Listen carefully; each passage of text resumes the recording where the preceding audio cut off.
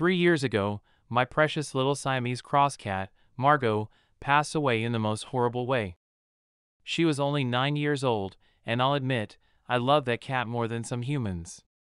Margot was a family cat, and she was considered the family's last baby.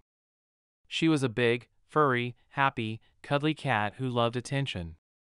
My late husband had always been a cat person, so he was the one who adopted Margot when she was still a kitten. Margot and my late husband were best friends, and she was fonder of him than anyone else in the house. I'll be honest, most times, I got jealous of their bond and connection, but I understood why my late husband loved Margot that much. He grew up in a home filled with cats and spent most of his childhood and teenage years looking after them. Unfortunately, my husband was battling with a heart issue, and one day, he passed away in his sleep on his favorite chair while Margot lay on his lap. When my daughter found him in the morning, Margot was clutched to my late husband's body, and she refused to let go of him. It took my daughter and I to take her Margot off his body. It was so heartbreaking that she had to see him go like that, and I wouldn't be kidding if I said Margot mourned my late husband longer than we expected.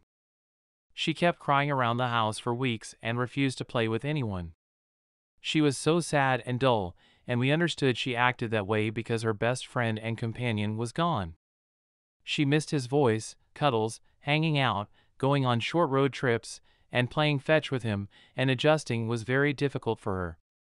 It took about 3 months for Margot to get back to herself after my late husband passed away. When she came around, my daughter and I were so happy, and we showered her with all the love we could give. She was the closest thing that reminded me of my late husband, and I loved her so much. Not to brag, but Margot had a better life than me. I provided everything she needed, gave her treats regularly, never missed the vet appointment, and did literally everything to make her feel loved and cherished. From the time Margot was a year or 2 years old, she would sneak out of the house and return whenever she was tired of spending time outside. We were so used to it and never thought she would go out and never return home. One day, my daughter and I went grocery shopping, and when we returned, we saw 2 neighbors waiting at the front door.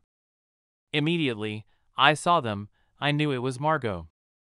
I got out of the car, and one of them handed Margot's body to me. She was still warm, and they claimed she was hit by a speeding car. I cried so much that day because Margot meant so much to my daughter and me. Seeing her every day gave me strength, and she was my consolation after my husband passed away. It felt like I was having a nightmare. I had seen her in the house before we left, and I expected that we would come home to her. We buried her in our garden, and I cried for weeks. Her death brought so much pain to me and my daughter, but I'm sure we will live through it. Even though this happened 3 years ago, the pain is still fresh. I know for sure that Margot and my late husband have reunited and are taking care of each other. I just wish she didn't have to go like that. She would have been 12 this year, and I wouldn't be this sad. I miss you so much, Margot.